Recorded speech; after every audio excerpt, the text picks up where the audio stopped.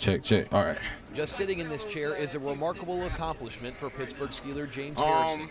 Harrison was undrafted, cut 4 times, and thought about becoming a bus driver. No one in the NFL wanted him. Supposedly too short, supposedly too slow. One of those guys who didn't get invited to the combine, didn't get invited to the Senior Bowl. Is just one of those kind of guys who just kind of went under the fringe. Was a good college player, but yet never seemed to make an impact on the pro scouts. Now he's the NFL defensive MVP and getting ready to play in his first Super Bowl. I feel like every time I go out there, I got to prove that, I'm good enough to be out there. If you go out there believing everything that you hear said about you or wrote about you, then you're going out there trying to play on, what your legend or so, what it may be, and that doesn't work. It's a show me game. You got to go out there and play every week. Kurt Warner is another guy who began his career in the NFL as a long shot.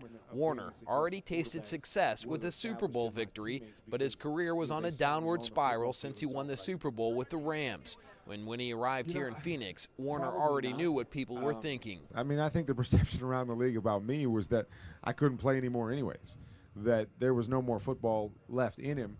And, he's basically just trying to survive. The regular season wasn't exactly something to brag about, finishing 9-7, but bringing the Arizona Cardinals to Super Bowl 43 is something to brag about.